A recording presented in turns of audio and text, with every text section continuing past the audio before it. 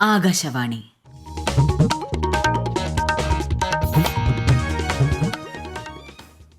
നമസ്കാരം. പ്രാദേശിക വാർത്തകൾ വായിക്കുന്നത് സീന ആന്റണി. പ്രധാന വാർത്തകൾ. സഹകരണത്തിന്റെ ശക്തിക്ക് ഉത്തമ ഉദാഹരണമാണ് ഗുജറാത്തിലെ അമുൽ ക്ഷീര സഹകരണ സംഘമെന്ന് പ്രധാനമന്ത്രി നരേന്ദ്രമോദി. ക്ഷുദ്രജീവികളെ നേരിടാൻ സംസ്ഥാനങ്ങൾക്ക് അധികാരമുണ്ടെന്ന് കേന്ദ്ര വനം പരിസ്ഥിതി മന്ത്രി ഭൂപേന്ദ്ര യാദവ്. വന്യജീവി ആക്രമണത്തിന് ഇരയാകുന്നവർക്ക് 10 ലക്ഷം രൂപ കേന്ദ്ര സഹായം ഉറപ്പാക്കിയിട്ടുണ്ടെന്നും മന്ത്രി. ഇതര സംസ്ഥാനങ്ങളെ അപേക്ഷിച്ച് കേരളം മുന്നിലെത്താൻ കാരണം സ്ത്രീകൾക്ക് ലഭിക്കുന്ന തുല്യ അവകാശങ്ങളും അവസരങ്ങളുമാണെന്ന് മുഖ്യമന്ത്രി പിണറായി വിജയൻ. പശ്ചിമേഷ്യയിൽ അടിയന്തരമായി സമാധാനം പുനഃസ്ഥാപിക്കണമെന്ന് G20 സമ്മേളനത്തിൽ വിദേശകാര്യ സഹമന്ത്രി വി മുരളീധരൻ. പട്ടയമേളയുടെ സംസ്ഥാനതല ഉദ്ഘാടനം ഇന്ന് തൃശൂരിൽ. സന്തോഷ് ട്രോഫി ഫുട്ബോളിൽ കേരളത്തിന് വിജയത്തുടക്കം. വാർത്തകൾ വിശദമായി. സഹകരണത്തിന്റെ ശക്തിക്ക് ഉത്തമ ഉദാഹരണമാണ് അമുൽ ക്ഷീര സഹകരണ സംഘമെന്ന് പ്രധാനമന്ത്രി നരേന്ദ്രമോദി. ഗുജറാത്തിലെ അഹമ്മദാബാദിൽ അമുൽ സുവർണ ജൂബിലി ആഘോഷങ്ങൾ ഉദ്ഘാടനം ചെയ്യുകയായിരുന്നു അദ്ദേഹം. കർഷകരുടെ ക്ഷേമത്തിനായി നിരന്തരം പ്രവർത്തിക്കുന്ന സഹകരണ സ്ഥാപനമാണ് അമുൽ എന്നും ശ്രീ മോദി കൂട്ടിച്ചേർത്തു. 1 ലക്ഷത്തിലേറെ കർഷകരാണ് പരിപാടിയിൽ പങ്കെടുക്കാനെത്തിയത്. ഗുജറാത്തിൽ 57,500 കോടി രൂപയുടെ വിവിധ വികസന പദ്ധതികളുടെ ഉദ്ഘാടനവും ശിലാസ്ഥാപനവും പ്രധാനമന്ത്രി നിർവഹിക്കും. പ്രധാനമന്ത്രി നരേന്ദ്രമോദി ഇന്ന് സ്വന്തം മണ്ഡലമായ വാരാണസി സന്ദർശിക്കും. 2 ദിവസത്തെ പര്യടനത്തിനായി കാശിയിലെത്തുന്ന അദ്ദേഹം 13,000 കോടി രൂപയുടെ വികസന പദ്ധതികൾക്ക് തുടക്കം കുറിക്കും. വാരാണസിയിൽ നാഷണൽ ഇൻസ്റ്റിറ്റ്യൂട്ട് ഓഫ് ഫാഷൻ ടെക്നോളജിക്കും പുതിയ മെഡിക്കൽ കോളേജിനും പ്രധാനമന്ത്രി തറക്കല്ലിടും. വയനാട്ടിൽ വന്യമൃഗശല്യം രൂക്ഷമായ സാഹചര്യത്തിൽ കേന്ദ്ര വനം പരിസ്ഥിതി മന്ത്രി ഭൂപേന്ദ്ര യാദവിന്റെ നേതൃത്വത്തിൽ കൽപ്പറ്റ കളക്ടറേറ്റിൽ ഉദ്യോഗസ്ഥതല യോഗം ചേർന്നു.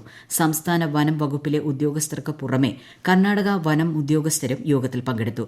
ക്ഷുദ്രജീവികളെ നേരിടാൻ നിയമപരമായ അധികാരം സംസ്ഥാനങ്ങൾക്കുണ്ടെന്നും ചീഫ് വൈൽഡ് ലൈഫ് വാർഡന് നടപടി സ്വീകരിക്കാവുന്നതാണെന്നും കേന്ദ്രമന്ത്രി വ്യക്തമാക്കി. But I want to make a clarity here that under the Wildlife Protection Act 1972, under Section 11, enough power have been vested with the Chief Wildlife Warden of the state. So power is already there.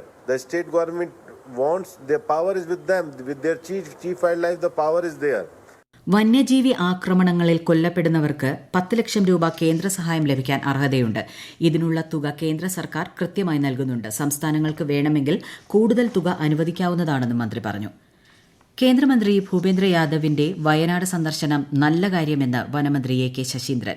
ഉദ്യോഗസ്ഥതല ചർച്ചകൾ നടക്കുമെങ്കിലും മന്ത്രിതല ചർച്ച നിശ്ചയിച്ചിട്ടില്ലെന്നും മന്ത്രി വ്യക്തമാക്കി. വിവിധ ഡിവിഷനുകളുടെ ഏകോപനത്തിനാണ് വയനാട്ടിൽ പ്രത്യേക ഓഫീസറെ നിയോഗിച്ചിട്ടുള്ളതെന്നും മന്ത്രി അറിയിച്ചു. ഇതര സംസ്ഥാനങ്ങളെ അപേക്ഷിച്ച് കേരളം മുന്നിലെത്താൻ കാരണം സ്ത്രീകൾക്ക് ലഭിക്കുന്ന തുല്യ അവകാശങ്ങളും അവസരങ്ങളുമാണെന്ന് മുഖ്യമന്ത്രി പിണറായി വിജയൻ. സംസ്ഥാനത്തെ സ്ത്രീകളുടെ വിദ്യാഭ്യാസ, സാമൂഹിക, സാമ്പത്തിക അവസ്ഥകൾ വളരെയധികം മെച്ചപ്പെട്ടതാണ്. നവോത്ഥാന പ്രസ്ഥാനങ്ങളും തൊഴിലാളി മുന്നേറ്റങ്ങളുമെല്ലാം കേരളത്തിലെ സ്ത്രീകളുടെ ജീവിതാവസ്ഥ മെച്ചപ്പെടുത്തുന്നതിന് കാരണമായിട്ടുണ്ട്. സ്ത്രീകളുടെ ശാക്തീകരണം സാധ്യമാക്കിയ ഏറ്റവും പ്രധാനപ്പെട്ട ഘടകം വിദ്യാഭ്യാസമാണെന്നും മുഖ്യമന്ത്രി പറഞ്ഞു. പൊതുവിദ്യാഭ്യാസത്തിൽ ഏറെ മുമ്പ് തന്നെ ലിംഗസമത്വം കൈവരിക്കാൻ നമുക്കായിട്ടുണ്ടെന്നും അദ്ദേഹം പറഞ്ഞു. എറണാകുളം സിയാൽ കൺവെൻഷൻ സെന്ററിൽ സംസ്ഥാനത്തെ വനിതകൾ നിർദ്ദേശങ്ങളും ആശയങ്ങളും പങ്കുവയ്ക്കുന്ന മുഖാമുഖം പരിപാടിയിൽ പങ്കെടുക്കുകയായിരുന്നു മുഖ്യമന്ത്രി. സംസ്ഥാന പട്ടയമേള ഇന്ന് തൃശൂരിൽ മുഖ്യമന്ത്രി പിണറായി വിജയൻ ഉദ്ഘാടനം ചെയ്യും. ജില്ലയിൽ വിതരണം ചെയ്യുന്നത് 3922 പട്ടയങ്ങൾ. വിശദാംശങ്ങളുമായി ആകാശവാണി തൃശൂർ ജില്ലാ പ്രതിനിധി ഭരിത പ്രതാപ്. ഈ സർക്കാരിന്റെ ആദ്യ 2 വർഷത്തിനിടയിൽ നടത്തിയ 3 പട്ടയമേളകളിലൂടെ വിതരണം ചെയ്ത 1,21,604 പട്ടയങ്ങൾക്കൊപ്പം ഇപ്പോൾ വിതരണം ചെയ്യുന്ന പട്ടയങ്ങൾ കൂടി ചേർക്കുമ്പോൾ ഏതാണ്ട് 1.5 ലക്ഷത്തോളം പേരാണ് ഭൂമിയുടെ അവകാശികളായി മാറുന്നത്. സംസ്ഥാനതല പട്ടയമേള വൈകിട്ട് 3-ന് തേക്കിൻകാട് മൈതാനിയിൽ വിദ്യാർത്ഥി കോർണറിൽ മുഖ്യമന്ത്രി പിണറായി വിജയൻ ഉദ്ഘാടനം നിർവഹിക്കും. എല്ലാ ജില്ലാ കേന്ദ്രങ്ങളിലും ഇതേ സമയം അതത് ജില്ലകളിലെ പട്ടയങ്ങൾ മന്ത്രിമാർ വിതരണം ചെയ്യുന്നുണ്ട്. 3ാം പട്ടയമേളയ്ക്ക് ശേഷം തയ്യാറാക്കിയ 30,510 പട്ടയങ്ങളാണ് വിതരണം ഇന്ന് ചെയ്യുന്നത്. പശ്ചിമേഷ്യയിൽ അടിയന്തരമായി സമാധാനം പുനഃസ്ഥാപിക്കണമെന്ന് കേന്ദ്ര വിദേശകാര്യ സഹമന്ത്രി വി മുരളീധരൻ. ബ്രസീലിലെ റിയോ ഡി ജനീറോയിൽ വിദേശമന്ത്രിമാരുടെ G20 സമ്മേളനത്തിൽ സംസാരിക്കുകയായിരുന്നു കേന്ദ്രമന്ത്രി. സമാധാന പുനഃസ്ഥാപനത്തിൽ ദ്വിരാഷ്ട്ര പരിഹാരം അവലംബിക്കണം. എല്ലാത്തരം ഭീകരവാദ പ്രവർത്തനങ്ങളെയും ലോകം ഒറ്റക്കെട്ടായി ചെറുക്കണം. G20 അംഗരാജ്യങ്ങൾക്കിടയിലെ സഹകരണം വർദ്ധിപ്പിക്കുന്നതടക്കമുള്ള ആഗോള വിഷയങ്ങളിൽ ക്രിയാത്മക സമീപനം കൈക്കൊള്ളണമെന്നും ശ്രീ മുരളീധരൻ അഭിപ്രായപ്പെട്ടു. നീതിപൂർവമായ ലോകവും സുസ്ഥിര ഭൂമിയും എന്ന G20 പ്രമേയം ഭാരതം മുന്നോട്ടുവയ്ക്കുന്ന വസുധൈവ കുടുംബകം എന്ന ആശയവുമായി ചേർന്ന് നിൽക്കുന്നതാണെന്നും ശ്രീ മുരളീധരൻ ചൂണ്ടിക്കാട്ടി. അയോധ്യ ക്ഷേത്ര ദർശനത്തിനായി പോകുന്ന കണ്ണൂരിൽ നിന്നുള്ള ആദ്യ സംഘം ഇന്ന് ഉച്ചയ്ക്ക് ശേഷം യാത്ര തിരിക്കും. ട്രെയിൻ രാവിലെ തിരുവനന്തപുരത്ത് നിന്ന് പുറപ്പെട്ടു. വിവരങ്ങളുമായി ആകാശവാണി കണ്ണൂർ ജില്ലാ പ്രതിനിധി KO ശശിധരൻ. 2:30 ആസ്ഥ ട്രെയിനിലാണ് കണ്ണൂരിൽ നിന്നുള്ള ആദ്യ സംഘം പുറപ്പെടുന്നത്. ആകെ 1200 പേരാണ് അയോധ്യ ദർശനത്തിനായി പോകുന്നത്. 450 പേരാണ് കണ്ണൂരിൽ നിന്ന് യാത്ര തിരിക്കുന്നത്. 25 രാവിലെ ട്രെയിൻ അയോധ്യയിലെത്തും. 26 രാവിലെ സംഘം അയോധ്യയിൽ നിന്ന് മടങ്ങും. തീർത്ഥാടകർക്ക് കണ്ണൂർ റെയിൽവേ സ്റ്റേഷനിൽ BJPയുടെ നേതൃത്വത്തിൽ യാത്രയയപ്പ് നൽകുന്നുണ്ട്. BJP ദേശീയ സമിതി അംഗം CK പത്മനാഭൻ, സംസ്ഥാന സെക്രട്ടറിമാരായ K Ranjith, advocate K Srikanth, ജില്ലാ പ്രസിഡന്റ് N ഹരിദാസ് എന്നിവർ സംബന്ധിക്കും.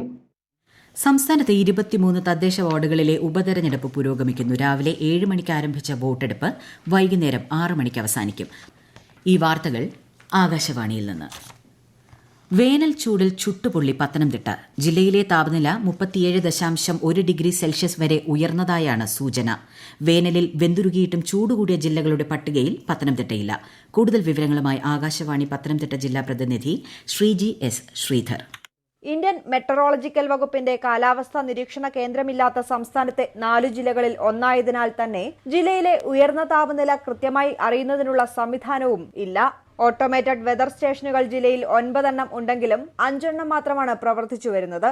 വെബ്സൈറ്റിലൂടെ വിവരങ്ങൾ ലഭ്യമാകുന്നുണ്ടെങ്കിലും കൃത്യതയില്ലാത്തതിനാൽ ഇതിലെ വിവരങ്ങൾ ഉപയോഗിക്കാറുമില്ല. അതിനാൽ തന്നെ വേനൽ ചൂട് കൂടിയ ജില്ലകളുടെ ഔദ്യോഗിക വിവരങ്ങളിൽ പത്തനംതിട്ടയില്ല. വേനൽ കനത്തതോടെ കുടിവെള്ളക്ഷാമവും ജില്ലയിൽ രൂക്ഷമാണ്.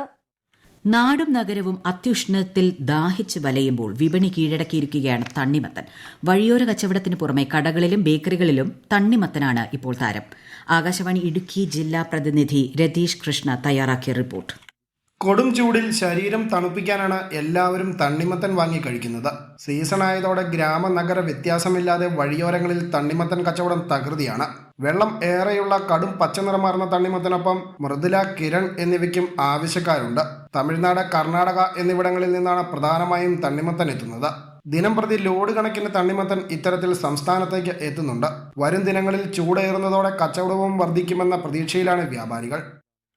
KPCC അധ്യക്ഷൻ K സുധാകരനും പ്രതിപക്ഷ നേതാവ് VD സതീശനും നയിക്കുന്ന സമരാഗ്നി ജനകീയ പ്രക്ഷോഭയാത്ര ഇന്ന് കോട്ടയം ജില്ലയിൽ പര്യടനം നടത്തും. കേന്ദ്ര സംസ്ഥാന സർക്കാരുകളുടെ ജനദ്രോഹ നയങ്ങൾക്കെതിരെയാണ് യാത്ര സംഘടിപ്പിച്ചിരിക്കുന്നത്. ചരിത്രപരമായ ആറ്റുകാൽ പൊങ്കാലയ്ക്കുള്ള ഒരുക്കങ്ങൾ തലസ്ഥാനത്ത് പുരോഗമിക്കുന്നു. ഈ മാസം 25-നാണ് പൊങ്കാല. പൊങ്കാലയിടുന്നതിനായി ക്ഷേത്ര പരിസരത്തും ചുറ്റുപാടും മതിയായ സ്ഥല സൌകര്യം ഒരുക്കിയതായി ആറ്റുകാൽ ക്ഷേത്ര ട്രസ്റ്റ് ഭാരവാഹികൾ അറിയിച്ചു. ഹരിതചട്ടപ്രകാരം പ്ലാസ്റ്റിക്കിന്റെ ഉപയോഗം പരമാവധി കുറയ്ക്കണമെന്നും പൊങ്കാലയ്ക്കെത്തുന്ന ഭക്തർ പ്ലാസ്റ്റിക് പാത്രങ്ങളുടെ ഉപയോഗം ഒഴിവാക്കണമെന്നും സർക്കാർ ഉത്തരവിൽ പറയുന്നു. സമ്പൂർണ്ണ ഭിന്നശേഷി നിയമ പരിരക്ഷ നൽകുന്ന ഇന്ത്യയിലെ ആദ്യ ബ്ലോക്ക് പഞ്ചായത്തായി അന്തിക്കാട് ബ്ലോക്ക് പഞ്ചായത്ത്. പ്രഖ്യാപനവും സർട്ടിഫിക്കറ്റ് വിതരണവും മന്ത്രി R ബിന്ദു നിർവഹിച്ചു. പോളിടെക്നിക് കോളേജുകളുടെ ആദ്യ സംസ്ഥാനതല ടെക്നിക്കൽ എക്സിബിഷന് കളമശ്ശേരിയിൽ തുടക്കം. സംസ്ഥാനത്തെ 80ഓളം പോളിടെക്നിക്കുകളിലെ തെരഞ്ഞെടുക്കപ്പെട്ട വിദ്യാർത്ഥികൾ പ്രദർശനത്തിൽ പങ്കെടുക്കും. വിദ്യാർത്ഥികളിൽ ആശയ രൂപീകരണം പ്രോത്സാഹിപ്പിക്കാനും സാങ്കേതിക വിദ്യയുടെ സഹായത്തോടെ സാമൂഹിക പ്രശ്നങ്ങൾക്ക് പരിഹാരം കണ്ടെത്തുന്നതിനുമാണ് എക്സിബിഷനും ടെക് ഫെസ്റ്റും ഒരുക്കുന്നതെന്ന് മന്ത്രി R ബിന്ദു അറിയിച്ചു. കണ്ണൂർ വളപട്ടണം വെസ്റ്റേൺ ഇന്ത്യ പ്ലൈവുഡ്സിലുണ്ടായ തീപിടുത്തത്തിൽ ഹാർഡ് ബോർഡ് സെക്ഷൻ കത്തിനശിച്ചു. ഇന്നലെ രാത്രിയാണ് സംഭവം. കണ്ണൂരിൽ നിന്നെത്തിയ അഗ്നിരക്ഷാ യൂണിറ്റുകൾ ചേർന്ന് തീയണച്ചു. സന്തോഷ് ട്രോഫി ഫുട്ബോളിൽ കേരളത്തിന് വിജയത്തുടക്കം. ഇന്നലെ അസമിനെതിരായ മത്സരത്തിൽ 1-3 ഗോളുകൾക്കാണ് കേരളം വിജയിച്ചത്. ഇന്ത്യ ഇംഗ്ലണ്ട് 4ാം ക്രിക്കറ്റ് ടെസ്റ്റിന് നാളെ റാഞ്ചിയിൽ തുടക്കം. 5 മത്സരങ്ങളുടെ പരമ്പരയിൽ ഇന്ത്യ 2-1 മുന്നിലാണ്. പ്രധാന വാർത്തകൾ വീണ്ടും. സഹകരണത്തിന്റെ ശക്തിക്ക് ഉത്തമ ഉദാഹരണമാണ് ഗുജറാത്തിലെ അമുൽ ക്ഷീര സഹകരണ സംഘമെന്ന് പ്രധാനമന്ത്രി നരേന്ദ്രമോദി. ക്ഷുദ്രജീവികളെ നേരിടാൻ സംസ്ഥാനങ്ങൾക്ക് അധികാരമുണ്ടെന്ന് കേന്ദ്ര വനം പരിസ്ഥിതി മന്ത്രി ഭൂപേന്ദ്ര യാദവ്. വന്യജീവി ആക്രമണത്തിന് ഇരയാകുന്നവർക്ക് 10 ലക്ഷം രൂപ കേന്ദ്ര സഹായം ഉറപ്പാക്കിയിട്ടുണ്ടെന്നും മന്ത്രി. ഇതര സംസ്ഥാനങ്ങളെ അപേക്ഷിച്ച് കേരളം മുന്നിലെത്താൻ കാരണം സ്ത്രീകൾക്ക് ലഭിക്കുന്ന തുല്യ അവകാശങ്ങളും അവസരങ്ങളുമാണെന്ന് മുഖ്യമന്ത്രി പിണറായി വിജയൻ. പശ്ചിമേഷ്യയിൽ അടിയന്തരമായി സമാധാനം പുനഃസ്ഥാപിക്കണമെന്ന് G20 സമ്മേളനത്തിൽ വിദേശകാര്യ സഹമന്ത്രി വി മുരളീധരൻ. പട്ടയമേളയുടെ സംസ്ഥാനതല ഉദ്ഘാടനം ഇന്ന് തൃശൂരിൽ. സന്തോഷ് ട്രോഫി ഫുട്ബോളിൽ കേരളത്തിന് വിജയത്തുടക്കം. പ്രാദേശിക വാർത്തകൾ കഴിഞ്ഞു. അടുത്ത വാർത്താ പ്രക്ഷേപണം 12:50.